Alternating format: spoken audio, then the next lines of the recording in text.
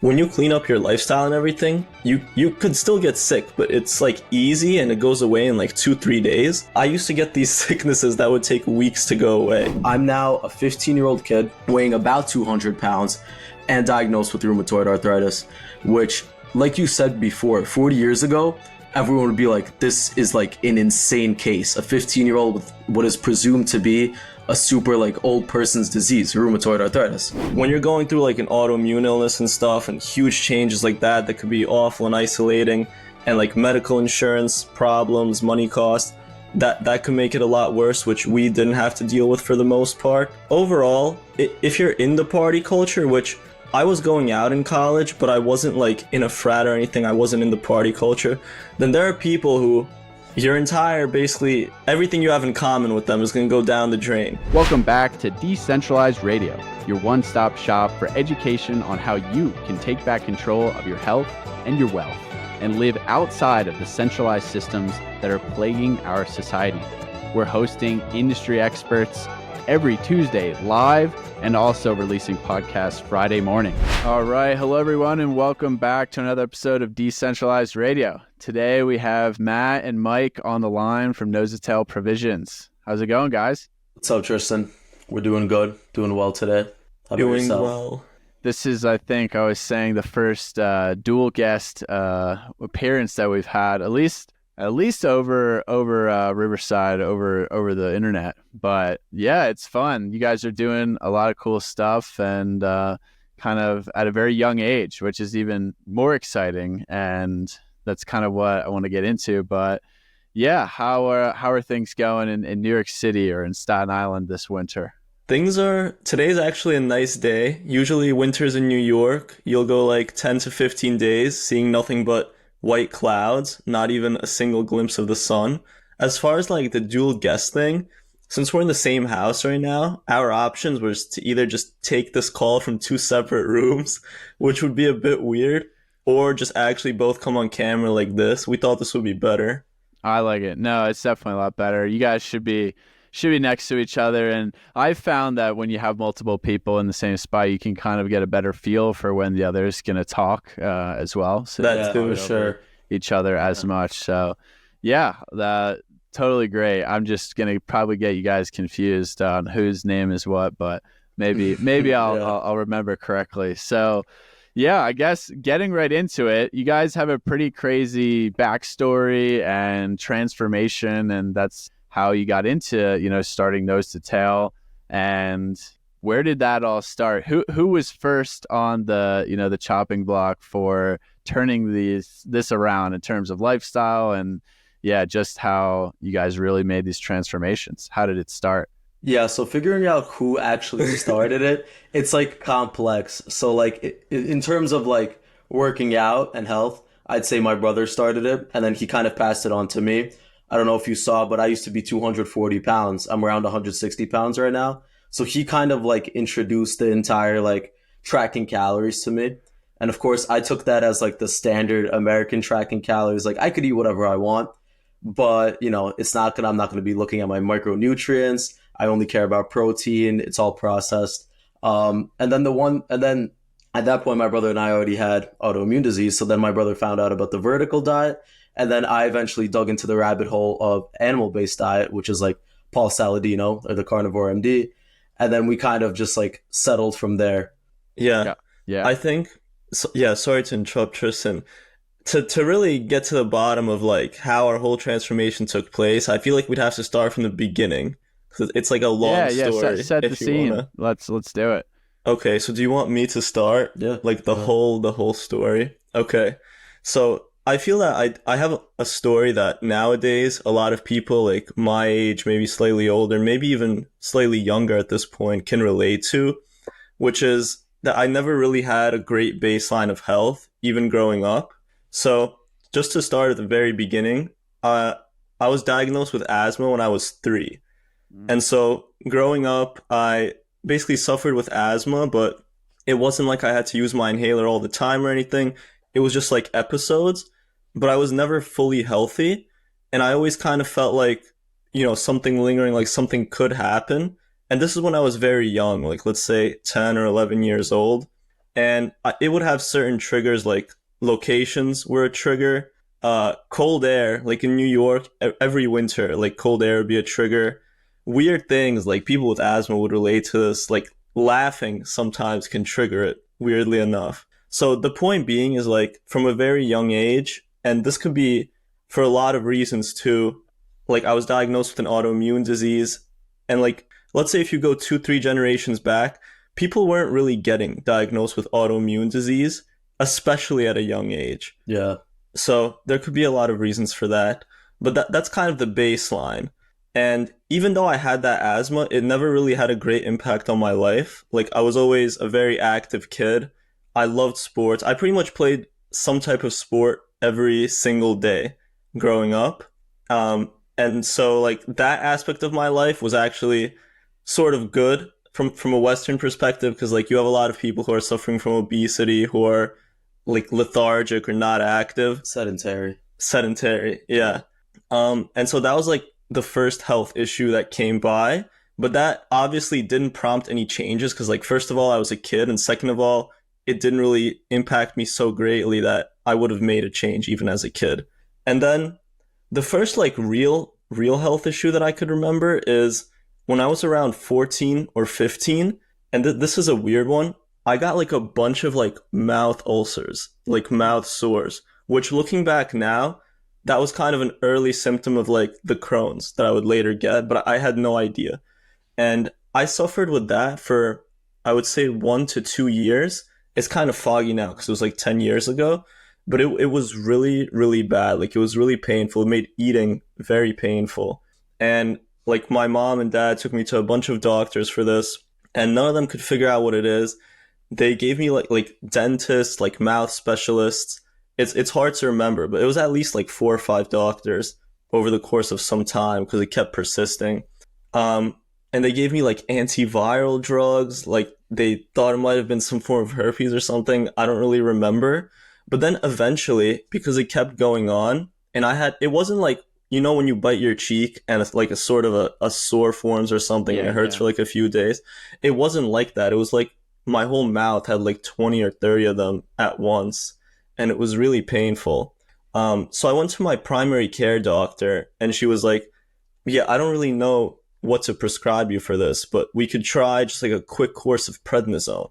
And for those who don't know about prednisone, it basically just shuts down your immune system to an extent. So it like deletes the immune response, and it's used for immune diseases, like autoimmune diseases. But she didn't think it was autoimmune. She just didn't know what else to do. So she was like, we could try this. It's only 5 or 6 days or whatever, and we'll see how it works. So then I took that, and basically this problem that had been going on for 2 years cleared up in like 5 days. So I had no idea what that meant. I was like 14 or 15, but I kind of just like ran with it. And since then, I didn't have that problem. And just to go, the reason I'm saying all this, because like looking back now, it's pretty clear that like something was wrong with my immune system. And even though I was an active kid and wasn't sedentary or anything, I was still pretty much eating the standard American diet, and even worse, because I was eating like school lunches, candy, fast food, cereal with like rancid milk every single day. Like pretty much the standard American diet, but like even worse because there's constant candy and fast food. And so that was when I was like 14 or 15. And then around 17, it's like a long list of health problems that came up during my life, which I feel like a lot of people who do eventually end up in a spot of really poor health can relate to. Around 17, I started to get really bad acne. And obviously we know acne, it's known as like the Western disease because people from traditional cultures, even people in like Eastern Europe now and stuff, they don't really get it, or at least as frequently as people are getting it in the West. So it's purely a lifestyle related disease, but I didn't know that back then. So I tried all these creams for the acne, and it kept getting worse and worse. And then eventually, like many people, I ended up on Accutane. Hey friend, thanks for listening. If you really enjoy this podcast, it would be really appreciated if you left us a 5-star review on Spotify, Apple, or subscribe to our content on YouTube. This helps us get to a larger reach and a larger audience to spread this wonderful free education. And I took the Accutane, the Accutane, it took a toll on me. It was very hard for me to get through because it has a lot of side effects. Like dry skin is obviously a side effect. Your nose gets all dry, like your nasal passages, a lot of fatigue. At that point in high school, before the Accutane, was when I started working out for the first time. And, I had to do like a bulking diet because I was skinny to begin with. And the bulking diet just meant even more really toxic food getting put into my system constantly. And when I went on to Accutane, I actually had to stop working out because I would just go to the gym and just gas out instantly. And that's kind of how toxic the medication was. But I got through the Accutane and the acne went away. And then that kind of leads us to like the present arc of me and my brother, which is after the Accutane, I probably had about half a year or 8 months or so and just like to set the stage, I was in college at this point when the Accutane finished. I was a freshman in college. And so after that, I had like half a year, 8 months or whatever, where I wasn't really suffering with many things. Still had the asthma, still had like weird like flare-ups of rashes and eczema and stuff because my immune system was just not okay from all the poison and the toxins getting into it and just the totally disaligned, messed up lifestyle. My sophomore year, I remember I had a bad case of the flu that winter, and it was like an awful case where it was hard to get through. And that's another thing we could get into later. Like when you clean up your lifestyle and everything, you could still get sick, but it's like easy and it goes away in like 2-3 days. Yeah. I used to get these sicknesses that would take weeks to go away. Me too. So I had this really bad case of the flu that lasted like 2 weeks. And then I went back to college because it was after winter break. And after that, I started to get like symptoms that I never had before. So despite all this other stuff that I never had any like digestive symptoms or anything. I never even thought about it because you just don't think about it when everything's fine. Like rapidly, I started to get these symptoms out of nowhere, which were obviously digestive symptoms like diarrhea and like severe stomach pain were my main two. And it came on quick. It came on out of nowhere. And I went to like the campus doctor, and the campus doctor made me give a stool sample, which is kind of what they do in that situation. And that was like my first exposure to anything like that. I was like, this is really weird, but I kind of have to give it. Like there's nothing I could do. The symptoms are pretty severe. So I gave the campus doctor a stool sample, and whatever he was looking for, it didn't come up. So I think he might have done a parasite or a bacterial test or something. He was like, you have to kind of take this up with a specialist. So to make a long story short, when you take it up with a specialist, they run a series of tests on you, inflammation in your gut and blood tests. And eventually it ends up in like an endoscopy, which is a camera going down to like your upper GI system, which is like your stomach, esophagus and stuff. And then also colonoscopy, which is a camera going the other way to see like your lower GI system. And after all those tests, obviously the tests were not good, and I got diagnosed with Crohn's. And that's kind of what set the stage for everything that happened after. So after I got diagnosed with the Crohn's, they tried me on several medications. At this point, like there's no any type of holistic healing or animal-based diet or clean dieting going on. Everything is still like standard American diet, poor lifestyle, poor sleep, poor circadian rhythm, etc. So the first kind of line of medications that they tried, I guess the disease was too severe. They didn't work. Like they just straight up stopped working and the symptoms got worse. So then they put me on Humira eventually after trying like 3 other medications or 2 or 3, which is an injectable medication that pretty much suppresses your immune system. And I don't know if they use it for anything else, but they use it pretty commonly for Crohn's. And this Humira, so I still made no lifestyle changes, and it put me, after a few months, I guess, into clinical remission, which means that all the tests and the inflammation tests came up good. But the problem with that is, and I think a lot of people in the same position can relate, as I was saying before, is you still have the symptoms, weirdly enough. Even though you're in clinical remission, I was still suffering from the symptoms, like stomach pain, kind of abnormal like bowel movements and stuff. So I'm wondering at this point, like, I kind of feel the symptoms getting worse as I'm back in college and stuff and just going through my daily life. And yet I'm on this powerful medication, and it's kind of like you feel scared because you don't know what's going to come next. You don't know how to fix it really. And you could feel it getting worse. So I talked to a doctor about this, and eventually they switched me out to another medication. Even though like technically the Humira was working, I was still experiencing the symptoms, called Stelara, which is the same type of medication. It's like an injectable. It's classified as a biologic. That's just like what it's called scientifically. It suppresses your immune system so that the autoimmune disease doesn't attack itself, doesn't attack your body. And long story short, same thing with the Stelara. The tests are good. There was some relief from the Humira, but then it just went back.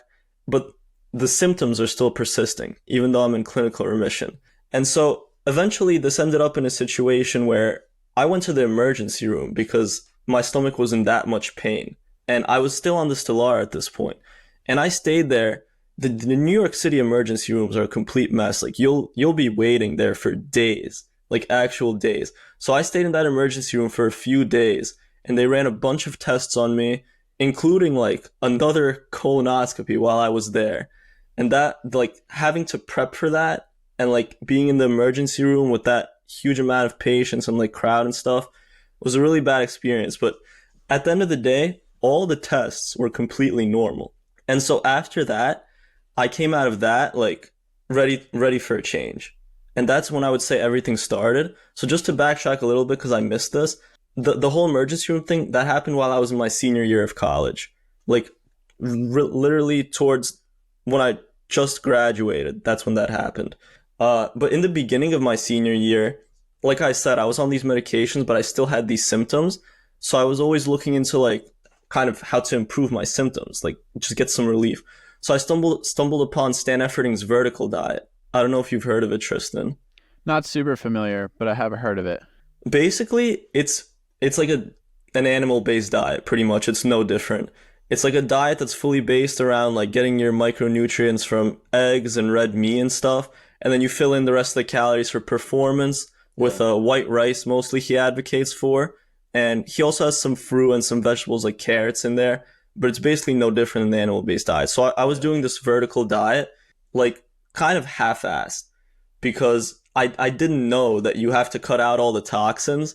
I thought if you just kind of did a little bit, maybe it would help. So I was familiar with the vertical diet and I was doing it. And now to go back to like present day, after that stint in the emergency room, I was like, okay, clearly whatever I'm doing is not working. Things are getting worse. Things have to change. And at that point, my brother had already been exposed to the animal-based diet as kind of set out by Paul Saladino. He's like the main one in the space. So after I came out of the emergency room, I committed fully to an animal-based / vertical diet. I still had white rice in there. People do it in different ways, but like obviously plain white rice been eaten for thousands and thousands of years. So that's not the problem that caused the Crohn's and all the other autoimmune stuff. So I committed to that fully clean animal-based / vertical diet.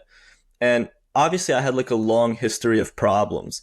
So things aren't going to work right away, it's really the difficult part about it, because it took me, I would say, 3 to 4 months of strict animal-based / vertical diet, like not eating out type of strict. I already had been off candy and sweets for a long time before that, just to try to get some relief. But like 3 to 4 months of strict animal-based dieting, no cheating, till I finally started to see like a gradual improvement in my symptoms. And then towards that winter, after like 6 or 7 or 8 months of that sort of diet, I actually was able to feel good enough to sort of go to my doctor and discuss getting off the medication with him, off the Stelara. And after that meeting, he basically recommended me not to go off of it. Like he needs the money. The pharmaceutical company. It's not even him. Like it's I guess just the kind of precedent they set in the medical literature for the doctors. And so after that, I had that meeting with him. He was like, I can't really recommend you go off it, but I went off of it anyway. And yeah, that pretty much brings us to where we are now. If you've been trying to reap the benefits of nose-to-tail nutrition while eating wild game, it can be extremely hard to source and find, and sometimes it just doesn't taste that good. Luckily, I found a kick-ass company, Nose to Tail Provisions, who offer incredibly delicious, extremely nutritious, regeneratively raised wild game straight to your door. As someone that has personally battled autoimmune disease, like the founders of Nose to Tail Provisions, I understand the importance of what you put into your body and the quality behind it. That's why I am honored to have them as a sponsor of Decentralized Radio, and man, their elk snacks are delicious. All of their products are raised, grass-fed, 100% microplastic-free, and deliver a nutritious punch. And right now, I'm proud to offer 10% off anything you order from them using our code DRADIO10. DRADIO10. How long ago did you go off of it then? Like a year ago? That would be last year, yeah. About 1 year. Well, it's crazy. I mean, there's so much to dig into there that's I think I want to ask about. It's just, you're just like had all these health issues for years and years. And I mean, did you ever consider like moments in time when I could have been 17, 18, 20 years old where you just sat down and you're like, this can't be normal. Like it can't be normal for, someone of my age to have had all these health issues already ongoing. And then obviously you're on medication for like multiple years. How did that make you feel? Like especially when you're in college, right? Like this is a time where there's a lot of, camaraderie, like going out, talking, you're really immersed in other, people's lives. Like, did you kind of realize that this wasn't a normal thing? Yes. Yeah, I definitely realized that. And there's obviously moments of normalcy. Like, I know there's people with cases that are a lot more severe than mine, but like even going out in college and drinking, I would feel the repercussions so badly that like the people around me just, I could see like it didn't affect them the same way. But like it's exactly what you said, Tristan, where there's that feeling where like this can't be normal and something is seriously wrong. But it's such a scary thought to really confront it that I feel like I kind of just repressed it back because I knew in the back of my head, like whatever I was experiencing wasn't normal and there's probably some much scarier reasons behind it. But because of that, I never really thought too deep into it until it got to that point where I like ended up in the emergency room with a lot of pain. I was like, I can't keep going like this. Like whatever I have to confront, whatever I have to do. In my case, it was simply a matter of like, well, it's not simple, but it's like toxin elimination, like getting your sleep and your circadian rhythm in order. All that stuff came gradually. But yeah, if you're asking like when it occurred to me that it can't be normal, I mean, probably when the Crohn started. Like before that, I had the Accutane and the asthma and stuff. But that's seen as normal. Like the amount of people that take Accutane is just crazy. That's what I was gonna kind of bring up. Is like normal today is like it's been watered down completely. Like something that's common is not normal, and unfortunately, a lot of what you experience, the Accutane, the acne, this is all common, but it's not normal. Like. And if this happened 40 years ago, it probably would have been way, way, way more infrequent, and then you would feel really out of place. But today, I mean, even I dealt with acne, and I had other friends on really bad medication for some things. But I think even since I was in high school 10 years ago, it's gotten even way worse. And I can imagine that really is the root of the problem. And that's why I'm excited to have you guys share your story, because it really is getting worse at a societal level, and it is becoming normalized when it absolutely shouldn't be. And the fact that they're putting, teenagers and, kids in their young 20s on medication that, they will tell you that you might need to take this medication for the rest of your life, which is absolutely insane.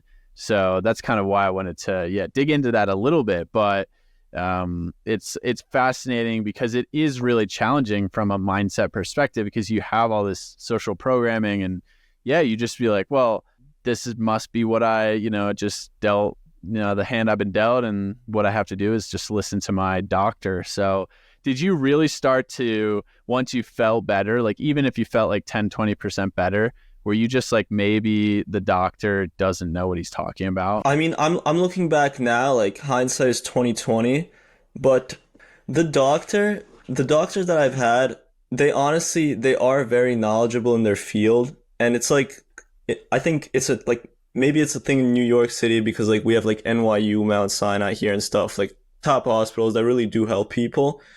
It's just that they don't address it from a holistic perspective at all. Like I've never been asked about my lifestyle. I've never been asked about my diet. I've never been asked about my sleep. They really do go straight to Medication. like selling the cure. And they're not even the ones selling it or anything. But I guess they just have like this documentation where like if this patient has this problem, start with this and then go to this and then go to this. So it's not that they don't know what they're talking about. I guess there's a lot of like regulation around them as well to what they're allowed and not allowed to do, because then say a patient comes back with malpractice, like, oh, my disease got worse, this guy told me to do this. Like Sean Baker. I know that happened to him. There's a lot that can go wrong for the doctors as well. The fact that they don't address it from a holistic perspective, the fact that they don't even ask you about your diet, I think is unforgivable. I don't know how they overlook that. So to a certain extent, I would disagree with their methodologies, but to a certain extent also, I understand that, I mean, there are people that want that easy solution. So I don't know. It's very complicated. It's just all set up that way, right? You know, it's the programming from the pharmaceutical companies, from the centralized, medical training they have. And yeah, it's just like kind of an easy approach. They don't have the time. They also need to make more money now because just the money is broken. So it's all just easy interventional fix with pharmaceuticals or medicines. And that's just what they've been trained to do. And then, yeah, like you said, if they don't do that and they recommend something like kind of out there, they could lose their medical license. They Exactly. could, lose their reputation. So there's a lot of risk. And then they're not spending any time really staying up on the latest research, which, 80% of the research at least is, all biased and funded by the same pharmaceutical companies and the NIH anyway. So it's just this whole negative feedback loop. And it is really challenging because that happened to me as well when I had, my traumatic brain injury, concussions, and I went to a neurologist, and then, I got no answers. I got no help. And immediately you're just like, wow, maybe this isn't, the answer to my issues. Maybe I need to go and figure this out myself, which is, it's more challenging. But when you're stubborn enough, or you kind of have been, in a bad place for long enough, which sounds like it's kind of where you were, you're like, I don't care. What do I have to lose by, going down these rabbit holes and trying something? Like literally nothing. I can't feel any worse than I am now. So if I try something new and I feel 20% better, holy shit, that's like life changing. And then you get to 20% better. Like you said, it took 3-4 months to even feel gradual improvements. Yeah. And then you feel invincible. You're like, okay, well, I can get anywhere now if I've made this progress, and this is fully, through my action. You actually start to feel better, and that ball just keeps on rolling. And now you guys, I mean, you guys look fantastic. And Matt as well, your transformation, physically it's actually unbelievable. And you guys, anyone listening should go check out their Instagram to see. So maybe shed some light for you on what really pushed you over the edge in terms of wanting to make a drastic transformation in your life as well. Yeah, for sure. So my story is kind of like, it's similar in a sense to my brother's, but it's not totally the same. So whereas my brother grew up being fully active all the time, although he did have the asthma, he was fully active. I had no issues as a child growing up, except I was very sedentary. I consumed the normal standard American diet, except I was super sedentary. I never wanted to be active. It might have been a result of my diet. Because, it makes people lethargic. It's very processed food heavy, very processed carbs. So I grew up just not doing much activity whatsoever. And that obviously grew and grew my weight throughout the years. So we could just fast forward to pretty much middle school and high school. So in middle school, I started playing basketball sort of slightly a little bit because my brother was into it. And I noticed that whenever I went to go shoot the basketball, I would have severe right arm pain, right? And this was just not normal, but I was a child. No one would think that it was any underlying source of rheumatoid arthritis. That's just not the normal mindset of especially a parent being a 12-year-old, his arm hurts while shooting. He's probably just growing into his body or something like that. So they don't really give it any thought. So that was kind of the first sign of something's off with me. So then you could fast forward to high school. I have this recurring arm pain, and I don't really know what's going on. At that point, At 14 years old, I was like around 190 pounds. I didn't really see anything wrong with just keeping my diet, eating. It's what was pushed to be normal for me. So my arm pain just keeps getting worse and worse to the extent where I asked my mom, I'm like, I think we need to go like see a doctor. Like at this point, my arm was getting so bad that it would just lock up. And the best way I can explain it for someone who doesn't understand is like you're freely moving your arm and then out of nowhere, you just can't move your arm. And in my case specifically, it was due to loose bone fragments actually hovering in like my elbow area. So I had to physically move them out of the way in order to move my arm. Like it's a weird feeling. It's like you feel the bone moving. So the first doctor we went to, and this is kind of like, it's a funny story. We went to this doctor on Staten Island, and I played piano growing up for 10 years, kind of as like a background information. And I presented my case to him. I'm like, so I don't have full range of motion in my arm. It hurts when I move my arm. And I have like this weird cracking noise every time I rotate my wrist. And he like asked me a bunch of questions. Obviously, he didn't ask me any questions about diet, lifestyle, food, anything like that. And the conclusion he came up with is since I've played piano, my arm just has loose bone fragments in it. And we go into the car and I like freak out on my mom. I'm like, you made me like, you broke my arm. That's it. It's over. And she's like, that doctor has no idea what he's talking about. So we go to NYU and they diagnose me. They actually run blood tests. They get my sedimentation rate, my inflammatory markers, all that. And they take x-rays. I can't do MRIs because I have permanent loss of range of motion in my arm. So it can't be put into a straightened position. So every time I do an MRI, it sets it back in terms of progress, like years, like it hurts tremendously.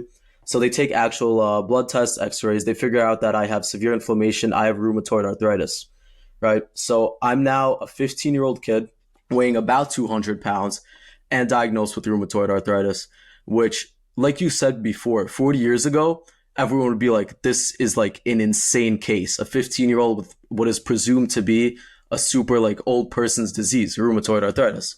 But it gotten so common at this point that there's a whole like category for juvenile rheumatoid arthritis, wow. Which you hit it right on the head with saying like it's getting a lot more common, because these generational toxins, they really do build up through generation and generation. And a woman giving birth is itself a toxin dump onto the child. And then the epigenetics of the child are getting written by their own lifestyle. And as we see through generations, the lifestyles just keep getting worse. So they prescribed to me as a first round of prednisone, which was what my brother was prescribed. It's an immunosuppressant drug to try to help autoimmune disease. So that works. And then we go into the doctor, my rheumatoid arthritis doctor, and he's like, all right, awesome. This prednisone worked. Let's bump you up, right? So instead of just continuing with the prednisone, he's like, all right, let's give you something stronger now.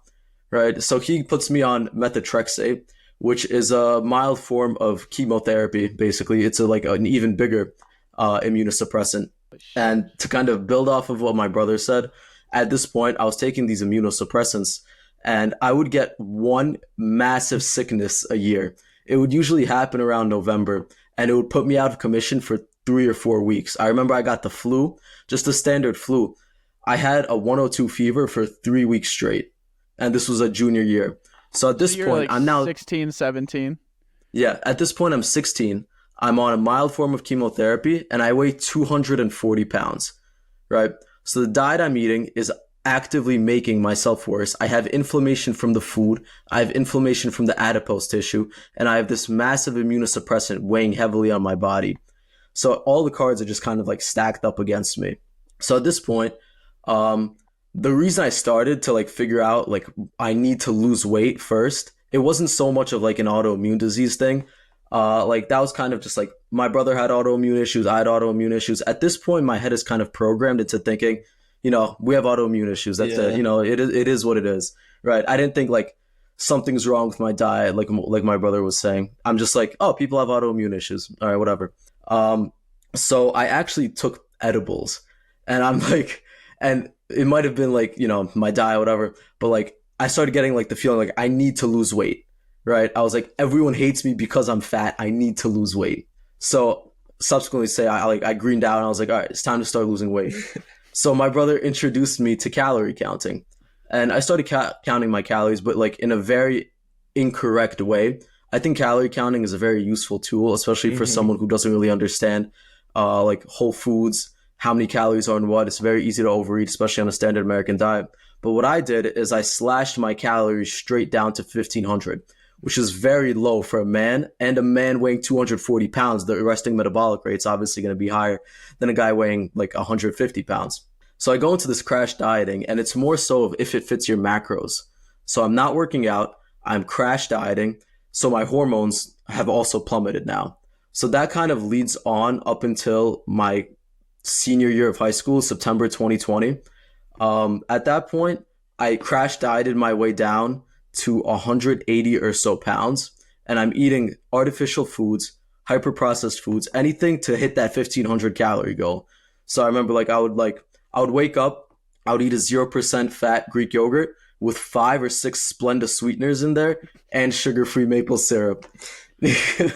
Because I love Greek yogurt now, but going from an ultra processed food diet to 0% fat Greek yogurt was such a palate switch for me that I needed the 5 or 6 Splenda packets mixed with the maple syrup, the 0 sugar maple syrup, to have it be as palatable as the normal food I was consuming was.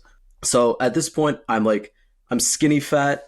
I'm still on immunosuppressants, but then I start working out. And at this point, I work out, I'm eating 1,800 to 2,500 calories now because I realized I need to start putting on weight.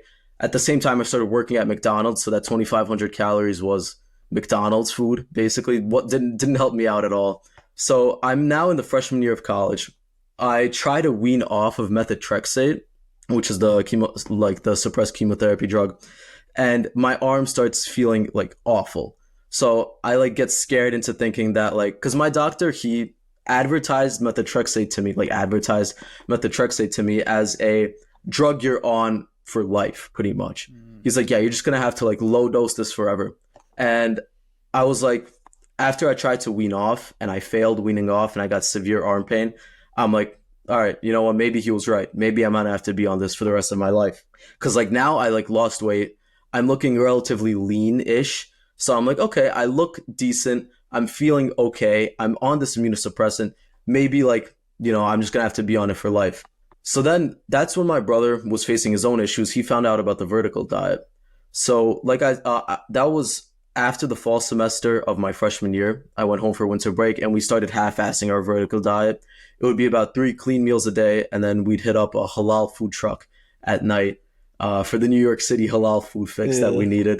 It was at 2 a.m. Our circadian rhythm was off. Our lifestyle was off. We had no grounding, no sunlight viewing, late nights, high EMF, blue light exposure, bad diet, all of that. Literally all of the things you could have, we had. So then I go back to college. So my spring semester of my freshman year, I start getting these severe stomach pains towards the end of it. And at this point, I got some exposure through social media. I don't know how it was. I think maybe Liver King started blowing up at that point. It might have been that point. But I somehow got introduced to Paul Saladino. And I'm starting to think I was kind of in my brother's mindset of how much worse could it get if I just changed my diet, right? But I was stuck on campus. So I had to, as a freshman on my college campus, you can't have food, you have to live on dorm. So I was basically eating this college food, and they had this place within the college food halls called Simple Servings. And it was basically no soy, no gluten, no none of that. But they sprayed everything with palm oil. It was antibiotic fed corn and soy fed, high omega-6 chicken. Pesticides, brown rice, no white rice. Everything was just bottom tier. But for an American dieter, for someone normal in college, they're oh, white chicken, brown rice, perfect. That's an amazing meal. Yeah. So I was just eating the best I could through that. And I started developing very early signs of IBS. My stomach was always hurting. And this is super common among college students. When I was a freshman and I was interacting with all the other freshmen that were in the same grade as me, they all had IBS. Everyone in college has IBS. It's crazy. They're all yeah, my stomach always hurts. I'm always using the bathroom. They're all addicted to nicotine. They all have IBS. It's an awful scene. It's yeah. But I went home that summer, and I finally committed to the animal-based diet. And I was able to get off of methotrexate, and I went to my rheumatoid arthritis doctor, and he was like, your blood markers are exactly where they're supposed to be. And I was off of methotrexate, and I was supplementing methotrexate with folic acid. That's kind of just like, it like offsets the minerals in your body, so you have to add in folic acid. I was able to get off methotrexate and folic acid at that point. So like the diet perfectly worked for me, but I still had this locking in my elbow. Just to interrupt you real quick, folic acid, that's not even the bioavailable form. Like if you eat liver or something, you get folate. Yeah, I was on synthetic folic acid. Synthetic folic acid is terrible for you. Yeah, and it was a super high dose too, and not all of it was bioavailable, so some of it was getting converted to stuff I might not even know.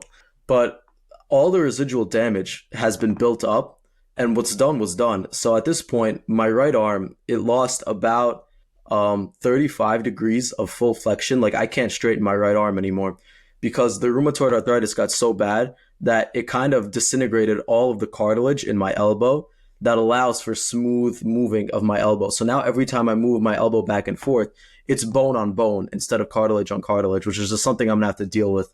And there's loose bone fragments. So that summer, I also got elbow arthroscopy, which is where they go into my elbow and they remove the bone fragments from there. So I took that as like at that point, like I knew about like lifestyle changes, about diet. So I'm like, this is like a necessary evil I'm gonna have to undergo for the greater good eventually. So I got that surgery. It took a lot of time to rehab. Safe to say, like, I feel amazing now. I got everything in tune, but I just have to deal with the permanent arm loss, arm range of motion loss. And it's in both arms, the left one not as much. The right one took the heavy hitting damage. But like, yeah, that's pretty much what I had to go through. This podcast is brought to you by our lead sponsor, EMR Tech. EMR Tech manufactures high-quality, high-powered red light therapy devices. In my opinion, red and infrared light are two of the biggest nutrient deficiencies in our modern society due to our indoor lifestyles. Red light therapy devices, like the ones from EMR Tech, can help combat that by providing high-powered red light while being indoors. I personally use mine every morning and every evening. Red and near infrared light is extremely beneficial for energy production in our body because it boosts mitochondrial function and penetrates deep into the cell. It is also extremely beneficial for skin health, eye health, as well as our circadian rhythms. And this is actually pretty much why I bought everyone in my family an EMR Tech red light therapy device for Christmas. EMR Tech panels are low flicker, low EMF, and use targeted wavelengths such as 830 and 630 nanometers, amongst others, to get extremely effective results. For more information, go to emrtech.com and use our code DRadio10 for 10% off your order. That's emrtek.com with our code DRadio, DRADIO 10 to save at checkout. Yeah, it's, I think, like I said with Mike, it's so sad that this is like kind of a common experience, and I just, it gives me flashbacks personally, but it shows you how just the average American child is so set up to fail that it's not even funny. I mean, school lunch, like if you're eating school lunches, all through elementary school, middle school, high school, obviously you're inside all day as well under artificial lighting. Now they're on laptops, like Wi-Fi everywhere in schools. Thankfully for me, I don't think, I graduated high school before. That was like, we weren't allowed to have phones or laptops or anything in class. But then in college, you get to college and it's like, yeah, you're on your own. Yeah. Everyone's just like the campus food is absolute garbage. I mean, glyphosate laden, like nutrient deficient. It's all the cheapest quality that you could find. And then when you do start to cook on your own, when I started to cook on my own, I was in the same camp of just like, I was broke and just buying bulk chicken and, poly, and that was probably a massive improvement over what they served in the cafeteria, because at least I wasn't cooking my food in seed oils. I think I was just using olive oil, which probably wasn't a good quality one. But it's just like you're so set up to fail. And then, this whole lifestyle is like everybody has IBS, from the food, from drinking all the time, from being chronically stressed, never sleeping, the most disrupted circadian rhythm you could possibly imagine. I actually think college is the most unhealthy environment that you could ever be. It's almost like a torturous thing. Like a prisoner would probably almost be happier to just not be in an environment like that too. It's so bad. I was listening to a podcast. I want to say it was Andrew Huberman, but I don't remember exactly. And he was basically talking about these experiments on sleep. And he said that college students in the context of an experiment are actually considered the same way that shift workers are. Yeah, yeah. And they're actually considered shift workers. Yeah, I mean, just imagine, like, I used to stay, and I was pretty good. I didn't pull all-nighters, like, more than once or twice, and we used to stay up till midnight, 1 a.m. on weekdays, and then, on the weekends, it could be 3, 4 in the morning, and then, running off 5 cups of coffee, 6 cups of coffee a day just to get schoolwork high done. EMF exposure. Yeah, I mean, you're just burning the candle literally at every end. So it's so crazy. So I guess in general for you guys, obviously diet was like this huge piece of it. And, you switched to like a whole food, animal-based diet and had this tremendous impact.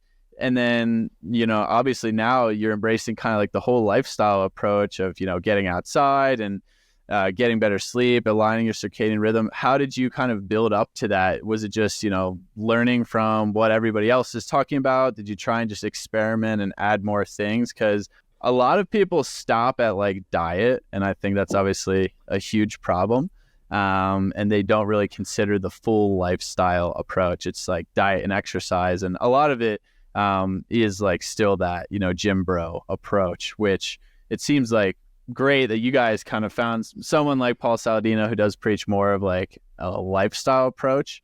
But yeah, how did you kind of take all that in? Because it is a lot. Like, it is basically saying everything you do from the moment you wake up to go to bed is wrong, and it's unhealthy, and it's ass backwards. So it can be very overwhelming for a lot of people, especially in your age. Like, that's why this is such a great story, is because you guys are really young and you had all these issues when you're really young, and that's when social pressures are super high. So how did you of take on like completely flipping your entire lifestyle around? My brother and I, we have like these personality types where if we get interested in something, we like dive in to know the knowledge of it fully, pretty much. So how it started was, first it was diet, right? And then I started slowly figuring out like everything is poison pretty much in terms of diet. I started reading ingredient labels and all that. And then once you go down that rabbit hole, that subsequently leads you into the rabbit hole of the light diet and getting sunlight into your eyes. It's a huge thing now with Andrew Huberman, but like I learned it before he blew up as much as he did. And then that kind of gets you into like grounding and the electrons. And then it just keeps on going and going. And then like you start talking about your like haplogroups. Are you fat adapted? Are you not fat adapted? What's the ideal diet? When should you seasonally eat produce? What foods work better for me? It's more so trial and error. But my brother and I have this very like personality where we just delve into topics that like we're interested in. And of course, you're going to be interested in a topic that literally healed you. Yeah. So that's kind of how I interpret it. It might be different for you, Michael. Yeah. I think you kind of said it like it does. You made it seem like it comes on quick and like you kind of delve into it fully, but I actually think differently. I think it was the reason we went to our whole backstory is because it is a very slow and gradual process. Yeah. And for many people who might still be in that place where they're trying to heal and they're still suffering from symptoms and stuff, I don't want to make it seem like it's just a few month process or anything, because it could be a lot slower than that. Like, especially if you've built up all this damage for 20, 25, 30 years, it's really not going to be quick. And I know from like our reels that have gone viral and stuff on social media, it might seem, because obviously with short form content, you can't tell the whole story. Yeah. It's really a lot longer than you think. And so probably a lot more healing than you think as well. And even someone like me, like there was so much damage done. I still suffer from some symptoms. Obviously, like the lifestyle and the changes have been monumental and life changing, but there's still symptoms that come up sometimes. And like that's the reality of the situation that you can't really sort of convey in short form media. But to answer your question, Tristan, like it was very slow. It started 3 or 4 years ago with me getting exposed to the vertical diet and then switching like half my diet to the vertical diet. And then nothing happened after that for like 2 years. And then after that, after I ended up in the emergency room and stuff, that's when the commitment to animal-based happened. And like you said, a lot of people stop at just diet. And for a while, it was just diet. Mm-hmm. But then through like the beauty or the horror, we can say, of social media algorithms and how perfectly targeted it is, I started getting exposed to other stuff like sunlight exposure. So, I was never someone to have problems with sleep, even though I had like stomach pain and stuff. It never affected my sleep. But after I started getting on a circadian rhythm of like viewing the sun every single morning, it like the difference was crazy.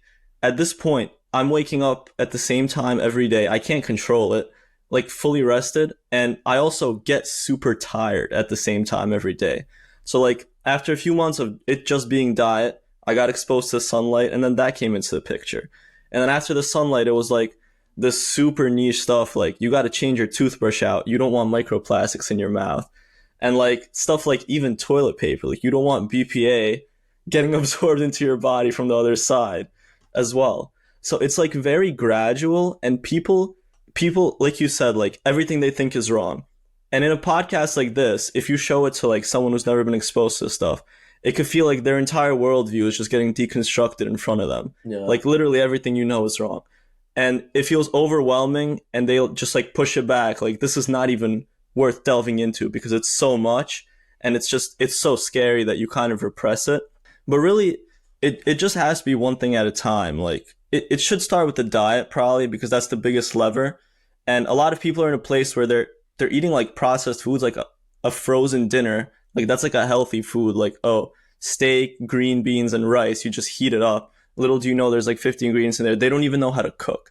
That's the problem. So just start with little things. And the other thing about stuff like this, the place we're coming from, obviously, with like the chronic illnesses and the pain and stuff, that's how we got into it. But when you're feeling fine and everything is going fine, you don't really think about this stuff.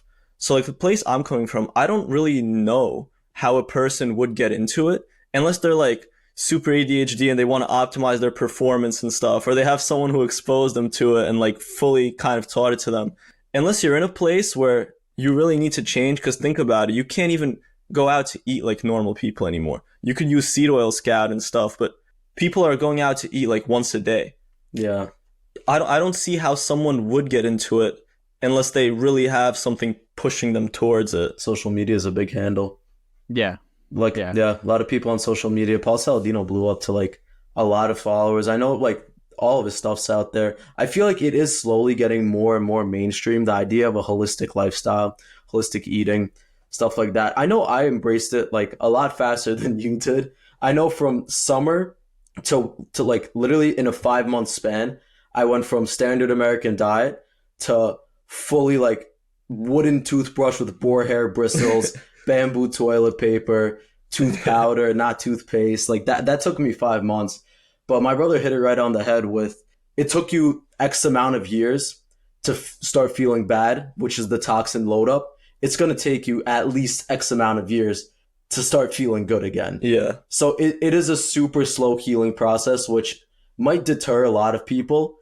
But otherwise, unless they commit to that, it's either day one or one day pretty much. So if today's your day one, you're committed to a healing journey.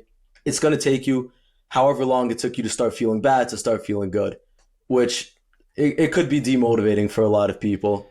Yeah, I mean, it's very, everything you guys said is spot on. I mean, it's about 6 years since I had my like brain injury that pushed me over the edge, and then it was a year and a half of feeling like terrible, and then a year at least, and then I slowly started making changes, and then probably 2 years of constant progression. But it wasn't even till like 2 years ago where I started making profound breakthroughs and just kept on. It's a constant progression, but yeah, it's a healing journey, but it's just like you're agreeing that you're just going to change your life. Like it's not a diet. It's not like a short-term thing. You're like, okay, I'm going to change the trajectory of my life because this isn't it. Like this isn't what I want to be when I wake up every day. And some people, like you, Matt, you're kind of like me. I don't give a fuck about what people think. I'm like, I will take it on and I will change what I need to get better. I'm like way too stubborn in that regard. But still, financially, it can be a challenge for like, oh, I need to replace everything, my wardrobe, my, personal care products, blah, blah, blah. But I did a lot of changes like pretty quick. Like as I learned about them, I'd be like, all right, I need to do this, I need to do that, I need to do that. I did but it can be, you can get neurotic very fast. And I actually found personally that I did get too neurotic about certain things, and I was tracking everything and, you know, ordering everything. And then when I kind of took my foot off the gas pedal and realized, you know, what are the most important things to really have dialed in, and then really spend all my energy there, then I felt even better. But, you know, like you were saying, Mike, you can just, and even that, when I was like pushing the pedal, that still took a couple years to really have a massive transformation. So it does take time. The goal is not perfection. It's just like constant improvement in your lifestyle habits. And yeah, it's a lifelong journey, right? So you should be thankful almost that you discovered this, and you'd be like, wow, imagine like in 5 to 10 years, how I'll be feeling, you know, what I'll be doing. I'll have this even more down. I'll be able to educate other people that I love and care about, and, you know, meet more like-minded individuals. So I guess that kind of is a transition to the next piece, because yeah, you guys are young. You know, I pretty much, when this happened to me, I realized, you know, I grew up in New Jersey, very much party culture. All my friends drink, go out a lot. And after my brain injury, and I did that a lot from age like 15 to 21. And then after my brain injury, I was just like, all right, like this is not going to be a part of my life. When was your brain injury, Tristan? My senior year, 4th year of college. So I was like 21. Yeah, I was about to turn 22. So, and I had partied plenty in my life at that point. So, and then I just realized it was like, this can't be a part of my life anymore. So most of these friends that I have, and I'm not going to live where I grew up anyway. You know, there'll still be my friends from childhood. I love them, but it's just not going to be a regular part of my life anymore. I need to grow as a person, and I need to, you know, achieve this long-term vision, this lifestyle that I want to really fulfill who I want to be with my life. But it's a very isolating process. It took me, you know, years to really then, you know, put myself out there on social media, and then find a community of like-minded individuals. And it's just still like growing on a daily basis. But you guys have obviously put yourself out there on social media, have had a great response in, you know, a short amount of time. But how has that impacted you? You guys obviously have each other, which is probably the strongest, most important thing of that. But yeah, how has that kind of affected, you know, your interactions and your community and just friends? Do you want me So, yeah, go ahead. Yeah, I guess I'll start. You're right, Tristan. It's very isolating at first, but like honestly, so is just having a chronic illness, because a lot of people, pretty much everyone, doesn't know how you're suffering, and you can't talk about it, because then you're just gonna seem like a complainer, and there's honestly no reason to do that either. But as far as the social situation goes, I still maintain like friendships with people who are totally not aligned with this lifestyle, and honestly, I keep myself aligned to it. Like if we go out to eat or something, I'll try to choose the place. Worst case scenario, I'll just get like a steak, something clean, ask them not to put oil on it. There's changes you can make in every place, fruit and stuff. And I still maintain those friendships.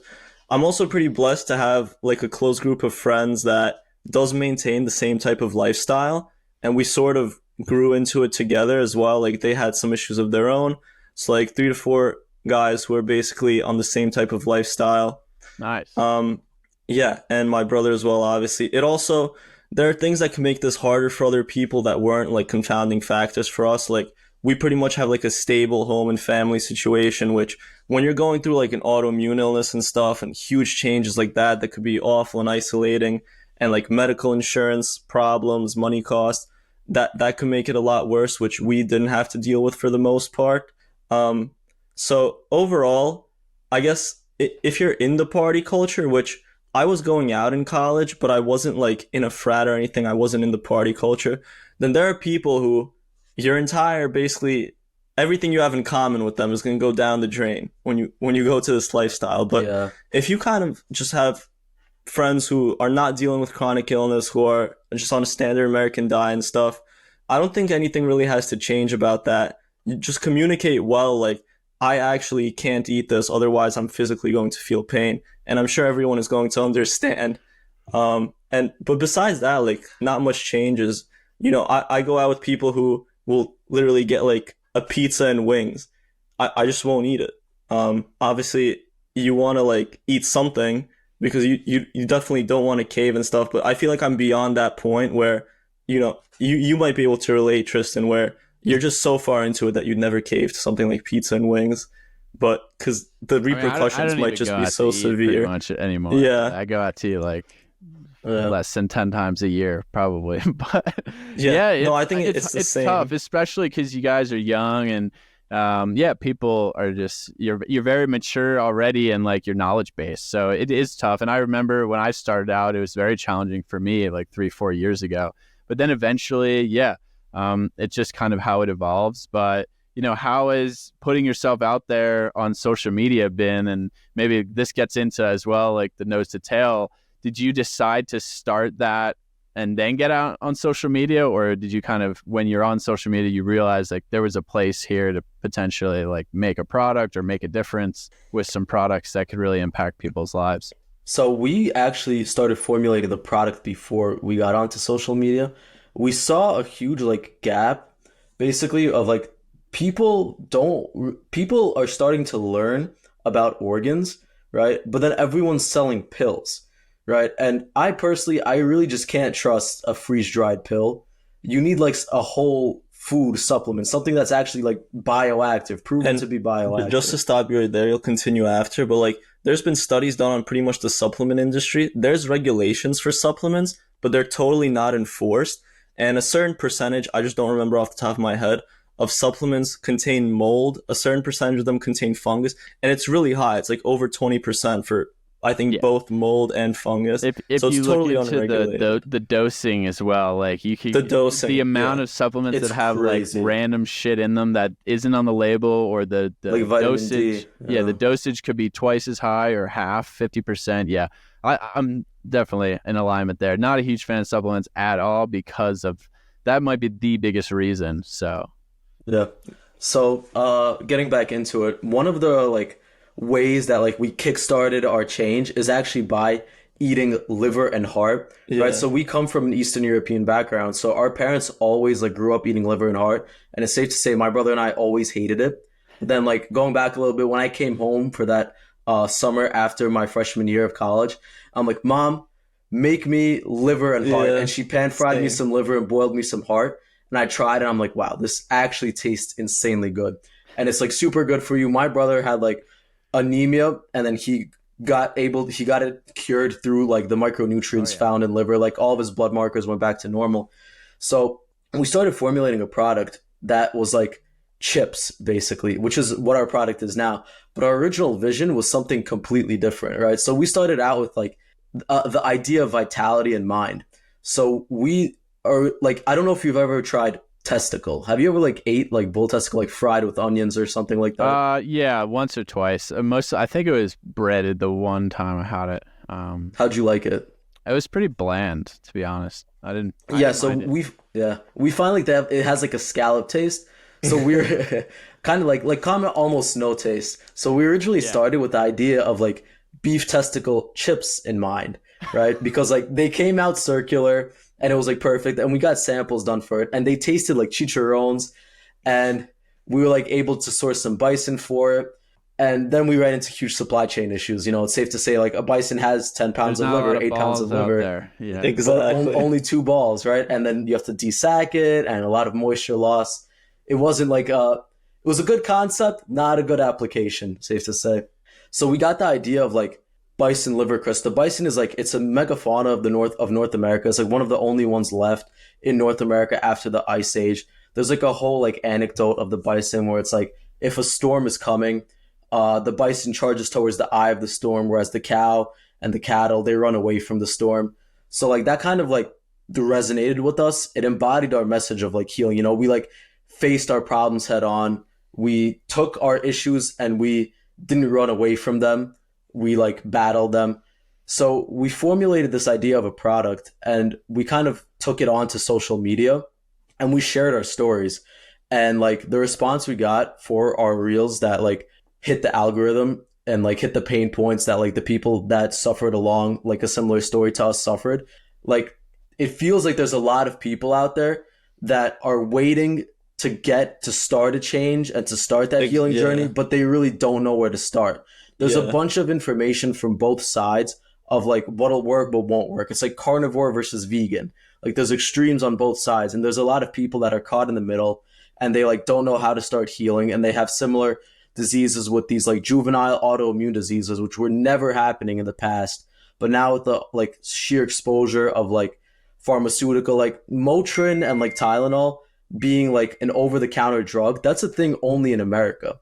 Like it's crazy. Like, so everything's compounding up. So we took our healing journey and we kind of put it on social media, and we have a product that kind of symbolizes the foundation of our healing journey, something that has bioavailable micronutrients, and like we kind of put that out there as like a message pretty much. Yeah, I love it. I mean, it seems like you guys just jumped right into it like pretty quick. Like you just like knew that you wanted to do this. That, I mean, it's badass because most people don't just like, want to start a business. But I think when you're so passionate about something, it changed your whole life, the direction of your life. It's almost like you want to give back, right? And that's how I feel with a lot of the things that I'm doing with this podcast, with my health education.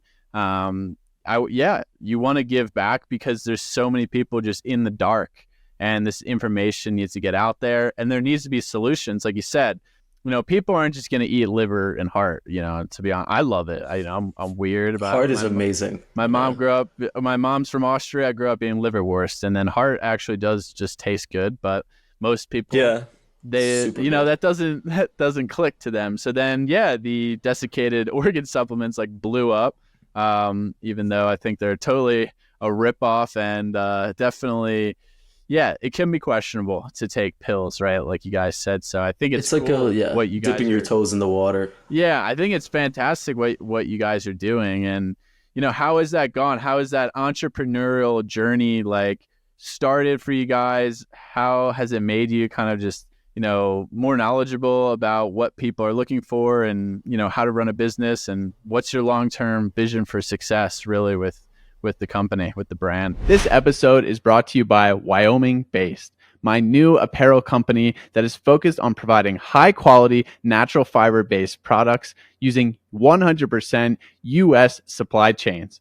Our first two products, the 100% wool everyday beanie and 100% wool rib sweater, are proudly made right here in Wyoming using local wool. The wool is low itch, high quality and durable, naturally antimicrobial, and way better for your health and the health of the planet.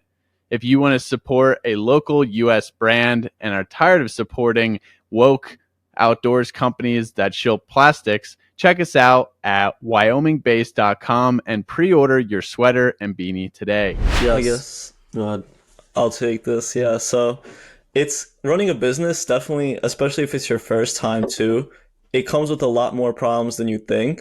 It's very difficult. I'm sure you would be able to relate, Tristan. As far as like making the actual like chips goes, it's a very labor intensive process, and it's not streamlined either. There's a lot of labor and hours that goes into it, because like hard is a bit different. Like you said, hard actually tastes good. So you sort of have some leeway in, I guess, just the production of it, because regardless, like it might taste good. But for liver specifically, you don't want to bite into a huge chunk of dehydrated liver. It's not going to taste good. So there's things that need to be done to make the chips like specifically like really thin and made in a certain way that actually makes them super palatable, and like even beyond that, it makes them taste really good.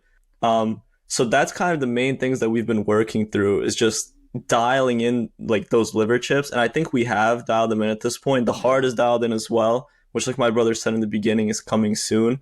But a lot has been new to us. Like when we first started, we didn't share our stories. We were kind of just marketing ourselves as a business.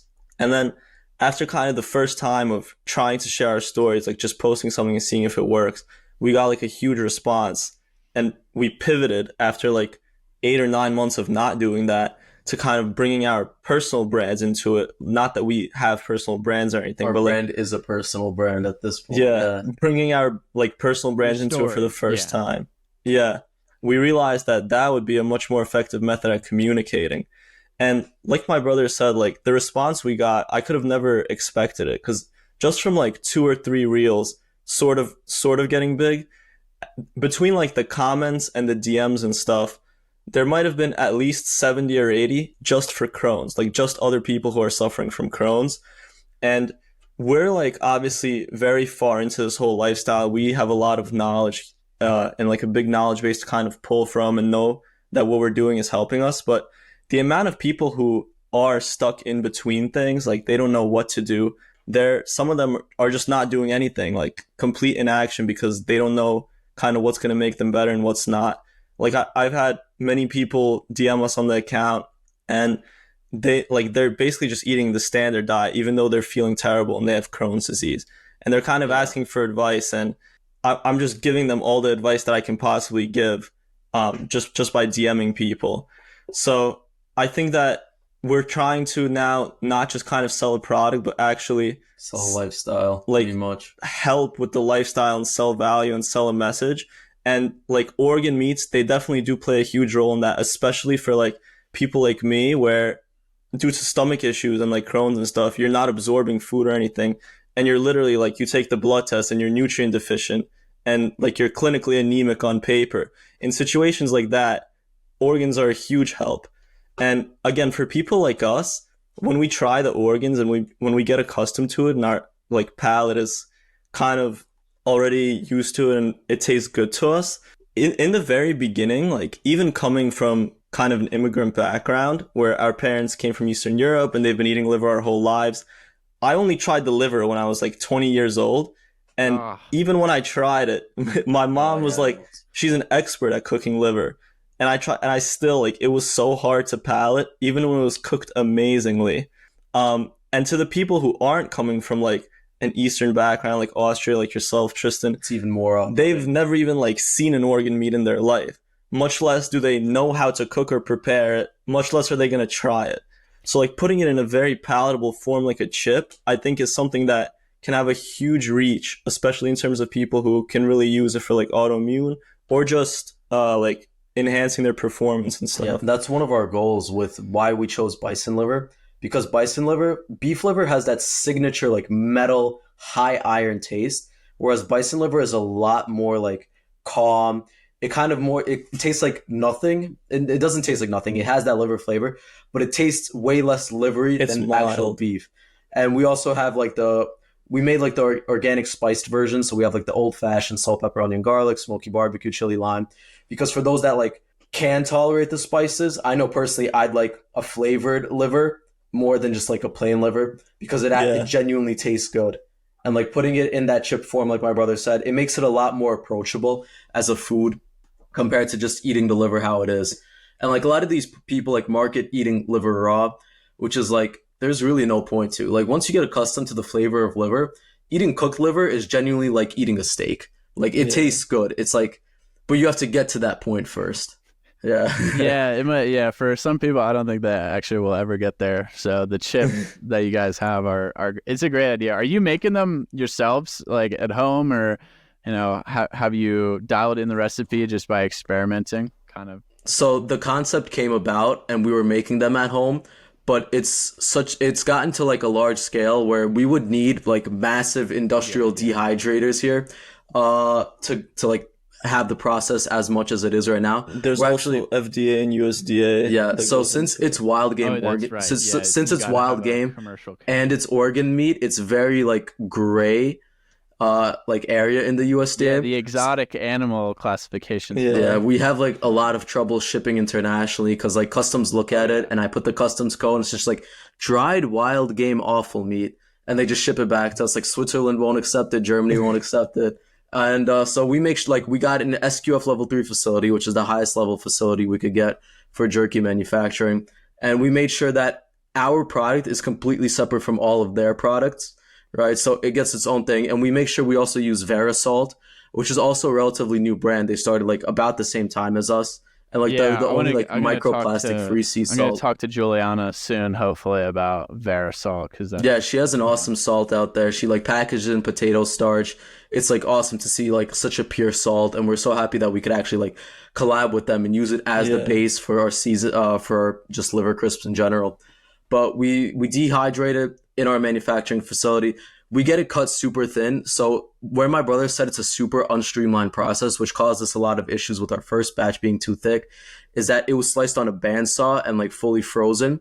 Whereas now we realize that it needs to be super paper thin in order to like kind of eliminate as much liver flavor as possible. It gets all of the livers get sliced individually on like a hand deli slicer. So if you've ever felt a liver frozen or raw, you know it kind of feels like a booger. Like it's super slimy.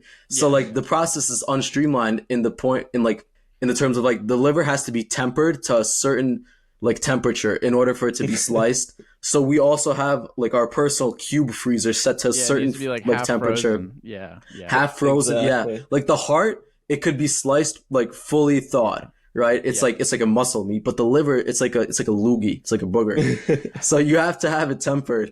And so we have our own personal cubic freezer inside of that manufacturer facility, and it gets sliced down super paper thin, and then it gets dehydrated. The racks are completely free, completely washed, nothing sprayed on them. And then it gets the salt or the organic spices if like people choose to buy the other seasoning flavors, and it gets put on there. And we also have, for the people that don't want to eat actual like liver, or like they don't even want to eat the chips, we just came out with a new product. It's called Vril Dust.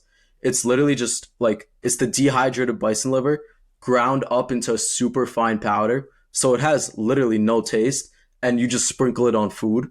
And like, it's like microdosing liver pretty much. And like, I pretty much put it on everything. So like, we're trying to make like these like super beneficial organs as approachable as possible for people to like start like kind of build a foundation for their diet. Yeah, I think lowering the barrier to entry is key. And I love how you guys like made a business, or and then got on social media, or that was like the starting point, because that's kind of what I did as well. I wrote, I had some followers on Instagram, but never really put a ton of effort into it. And then I was like, I'm gonna write a book. And then I got on Twitter, and then things started accelerating a lot. So sometimes it's really nice when you have actually a place to point people to, or something that you're building, and then, sharing that personal story simultaneously. I think you're spot on that. Yeah, there's so many people out there struggling that they really resonate with kind of the personal journey that you guys have been on. And that's why I obviously want to get you guys on the show to talk about it, because it's really indicative of the issues going on in society, that this is common, although it's not normal, and that you can overcome it by just like overhauling your lifestyle. But you do have to be pretty deliberate about it. So super deliberate. But that's the personal responsibility. That is the decentralized aspect of it, right? Like the centralized system is the reason why we're all sick and poor, but you can opt out of that. You just have to like decide to do it. It didn't used to be the case. Yeah. Like autoimmune diseases are a new thing. Like your body would never choose to attack itself. Yeah, your body would never choose to attack itself. It's this generational toxin load that gets built up, and then like given to people at birth, and then they rewire with their epigenetics, and then the cycle repeats itself. So unless we like deliberately choose to change our own circumstances, it'll just keep getting worse for generations on end. Yeah. Yeah. I mean, yeah, it's so bad.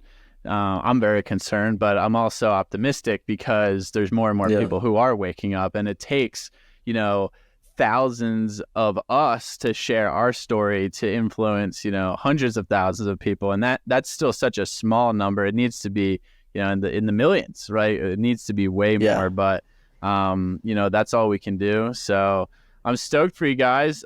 Stoked that you came on here and shared your story. So where can people find these delicious liver and heart crisps, and your guys' social media?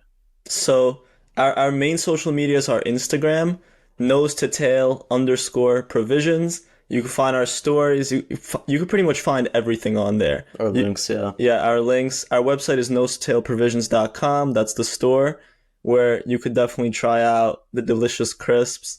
Once the heart drops, those are like if you just like normal beef jerky, it might be out by the time it should be out. It might be out. Yeah, the hearts, it's elk, so it's wild game. And if you ever tried wild game, it has that gamey flavor, and the gamey flavor mixed with the Verisalt is like it's amazing. Yeah, try it. We're not gonna gas up too much. We'll let you guys try on your own. We're But gonna yeah, mess it up. you can buy it through Instagram shop as well. Pretty much we communicate every day through our Instagram and stuff. If you DM us on there, we'll answer as well. So Awesome. Yeah. Well, I'm stoked to try the heart. I've had the bison liver. It's definitely very convenient as well if you're like hiking or just camping and you want a nutrient dense boost. So I like it. But I also like liver. So I guess I'll let everyone else be the judge. And yeah, excited to try the heart. And yeah, thanks so much, guys, for coming on and sharing your story. I think it's powerful. It's important, and you're going to change a lot of lives and impact a lot of people. So excited to see your journey and how the brand kind of keeps growing. Awesome. Thanks for having us on. Appreciate Thank you, platform, Tristan. Yeah, my pleasure, guys. Thanks for coming on, and thanks everyone for tuning in to another episode of Decentralized Radio. We'll see you next time.